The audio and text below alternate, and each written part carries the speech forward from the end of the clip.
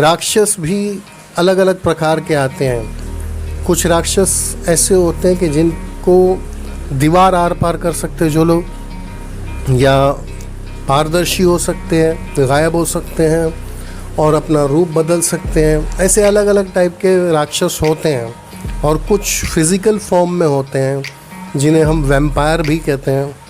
ये वैम्पायर भी अपना रूप बदल सकते हैं। पर ये जो राक्षस, ये जो डीमन इसके अंदर था, वो ब्लैक मैजिक से रिलेटेड था।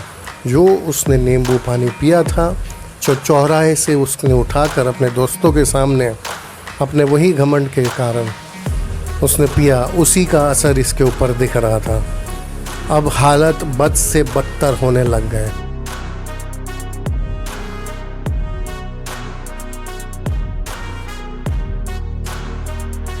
हेलो फ्रेंड्स, आप सभी का स्वागत करता हूं मैं। अगर आपको ये वीडियो पसंद आए तो लाइक, शेयर, सब्सक्राइब ज़रूर कीजिएगा। तो चलिए शुरू करते हैं आज का किस्सा। आज का किस्सा मुंबई, महाराष्ट्र का है। महेंद्र शिंदे नाम का लड़का एक फैक्ट्री में काम करता है। बहुत ओपन ख्यालों का है। बस उसको हमेशा यही लगता है कि भाई ये जो नेगेटिव चीज़ें हैं, ये अंधविश्वास है, जैसे नींबू मिर्ची या नज़र उतारना, ऐसी बहुत सी चीज़ें हैं, अंधविश्वास है। बहुत सी चीज़ें एक्चुअली है भी और कई चीज़ें नहीं हैं, जिनमें से एक चीज़ है भूत, दूसरा ब्लैक मैजिक। ये ऐसी कई चीज़ें हैं जो ओरिजिनली है, जिसको कई लोग नकारते हैं, जिनको ऐसा लगता है कि इनको नकारने में इनकी समझदारी उसमें होती है जिसमें ये पता हो विद प्रूफ कि हाँ भाई हमें ये पता है कि ये है या नहीं है। बट बिना किसी चीज़ की जानकारी निकाले अगर उस चीज़ को गेस करने लगो और उसके ऊपर टिप्पणी करने लगो तो ये तो 100% सरासर बेवकूफ़ी है। ठीक वैसा ही महेंद्र शिंदे ने भी किया।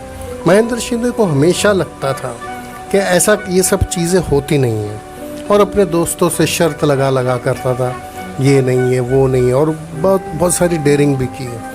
जैसे रास्ते के पड़े हुए नींबू मिर्ची, अगर नींबू किसी ने फेंक दिया मिर्ची तो उसको अपने पैरों से कुचल देना, या कुछ चीज़ों को लांग के चला जाना जो कोई मना करे कि नहीं इन सब चीज़ों को लांग के मत जाओ। उसको जानबूझ के वही सब चीज़ें करनी होती थी और दिखा करके ये देखो मुझे कुछ नहीं हो रहा है। ऐसा ही एक दिन चौराहे पर ऐसा ही नींबू पड़ा था और बहुत सारी चीज़ें थी, सिंदूर वगैरह। तो उसने क्या किया, वहाँ से नींबू उठाया, शर्त लगाई दोस्तों को, देखो गई कुछ होगा नहीं इनसे। और उसने क्या किया, नींबू काट के उनके सामने नींबू शरबत घर पे जाके बनाया और उनको सबको पीकर भी दिखाया, बताया कि देखो कुछ नहीं हुआ। चलो भाई, सब लोग इसकी बातें सुनते थे, लेकिन अपने अपने विश्वास अपने सब उनके तरफ तो थे ही। लेकिन महेंद्र शिंदे, वो जो आखिरी उसकी मिस्टेक थी उस नींबू शरबत को पीने की, वो उसको भारी पड़ने वाली थी आगे आने वाले दिनों में, जो उसको पता नहीं था।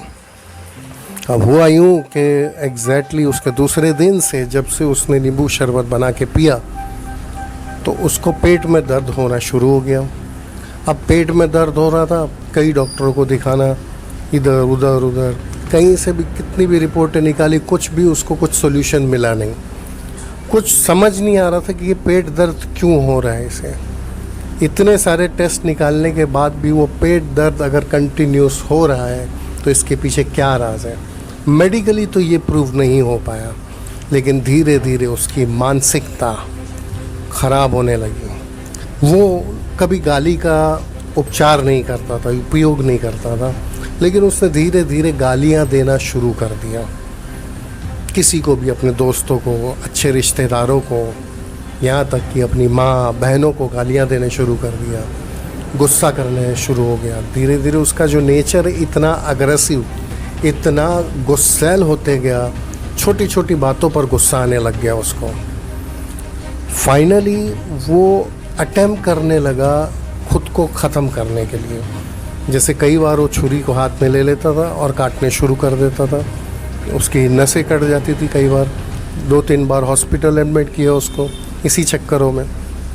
लेकिन समझ नहीं आती थी कि भाई इस बंदे को हुआ क्या है, इतना क्या पागलपन है। एक्चुअल उसके दोस्तों को दिख रहा था, समझ आ रही थी कि ये जो हमेशा उल्टी टेढ़ी डेरिंगबाजी करता है, ये शायद उन्हीं चीज़ों का असर है। अब ये बात उसके परिवार को उसके दोस्तों ने बताई। परिवार वालों ने दूसरे उपचार करने की कोशिश की अलग ढंग से, जैसे बाबाओं को दिखाया, भैया कई पादरियों को दिखाया, बहुत सारे लोगों को दिखाया, लेकिन उसके अंदर कोई फ़र्क नज़र नहीं आया। अब धीरे धीरे उसके अंदर ड्यूल पर्सनैलिटी दिखने लग गई, जैसे कि एक अलग आवाज़ में बात करता था। तो मेडिकली तो लोग इसको बोलते थे कि ये सिजोफेनिया है, उसको चीज़ें दिखाई दे रही है, या उसको double personality, split personality. But ये हकीकत नहीं थी। एक्चुअली वो डिमोनिक, जिसे कहते हैं ना कि एक प्रेत आत्मा से ग्रसित था। ये डिमोनिक एंटिटीज़ जो होती है, ये भूत से थोड़ी अलग होती है। ये एक इतनी भयानक प्रजाति है डीमंस, जिसे कहते हैं। दानव भी जी आप कह सकते हो, कई लोग इसको भाषा में राक्षस कहते हैं। राक्षस भी अलग अलग प्रकार के आते हैं। कुछ राक्षस ऐसे होते हैं कि जिनको दीवार आर पार कर सकते हैं जो लोग, या पारदर्शी हो सकते हैं, गायब हो सकते हैं और अपना रूप बदल सकते हैं। ऐसे अलग अलग टाइप के राक्षस होते हैं। और कुछ फिज़िकल फॉर्म में होते हैं जिन्हें हम वैम्पायर भी कहते हैं। ये वैम्पायर भी अपना रूप बदल सकते हैं। पर ये जो राक्षस, ये जो डीमन इसके अंदर था, वो ब्लैक मैजिक से रिलेटेड था। जो उसने नींबू पानी पिया था, जो चौराहे से उसने उठाकर अपने दोस्तों के सामने अपने वही घमंड के कारण उसने पिया, उसी का असर इसके ऊपर दिख रहा था। अब हालत बद से बदतर होने लग गए। और वो दिन भी आया जब महेंद्र शिंदे ने अपने आप को आग लगा दी। पूरे परिवार के सामने ये बंदा जलते रहा, लेकिन मजाल है कि इसने चीखा हो। ये नामुमकिन है, ये इम्पॉसिबल है कि एक पर्सन अगर जल रहा है, आप ज़रा सा भी चटका अपनी स्किन पर लगा के देखो कैसा लगेगा, चीख निकल जाएगी। लेकिन ये बंदा चीखा नहीं। और एक्चुअली वो जब जल रहा था, वो इस तरीके से हंस रहा था जैसे मानो ठंडा पानी फेंक के कोई मज़े से नहा रहा है, जैसे होली खेल रहा है या पहली बारिश में कोई बाहर घूम रहा है। इस तरीके से हंस रहा था, चीख चीख कर, ठहाके लगा कर हंस रहा था। और फाइनली 90 डिग्री के बर्न के बाद उसकी मृत्यु हो गई। खैर, ये होना ही था।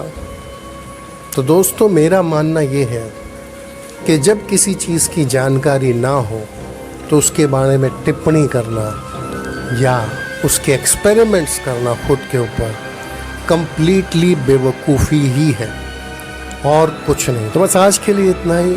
तो कल फिर मिलेंगे और एक भयानक किस्से के साथ। तब तक के लिए शालोम, शांति और सलाम।